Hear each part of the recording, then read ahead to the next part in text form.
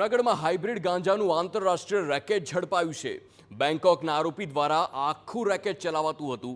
અગાઉ 3 kilo hybrid ગાંજો પણ જપ્ત કરવામાં આવ્યો। તો તપાસ દરમિયાન પોલીસે 1 કિલો ગાંજો ઝડપ્યો છે। ગાંજાનું રેકેટ ચલાવતા 8 આરોપીઓની ધરપકડ, 2 ફરાર આરોપીઓને શોધવા કવાયત પણ હાથ ધરવામાં આવી છે। તો જૂનાગઢ પોલીસે હાઇબ્રિડ ગાંજાનું રેકેટ ચલાવતા આરોપીઓને દબોચ્યા। બેંકોકની હબીબ નામનો એ શખ્સ દેશભરમાં ગાંજાનું જે રેકેટ ચલાવતો અને અગાઉ પણ જૂનાગઢમાંથી 3 કિલો હાઇબ્રિડ ગાંજો ઝડપાયો હતો। જે બાદ 1 કિલો ગાંજો મળી આવતા પોલીસે તપાસના ચક્રો ગતિમાન કર્યા છે। તો અંદાજે 1 કરોડથી વધુની કિંમતનો ગાંજો પોલીસે જપ્ત કરી અત્યાર સુધીમાં 8 આરોપીઓની ધરપકડ કરી છે। મહત્વનું છે, આરોપીઓ જૂનાગઢ, સોમનાથ, વડોદરા, નવસારીમાંથી ઝડપાયા છે।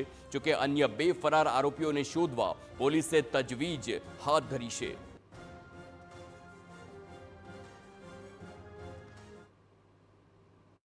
આ રીતના અત્યાર સુધીમાં ટોટલ 4 કિલો જેટલો હાઇબ્રિડ ગાંજો અને 12 આરોપીઓ અત્યાર સુધીમાં આ ગુનાના કામે અટક કરવામાં આવેલ છે।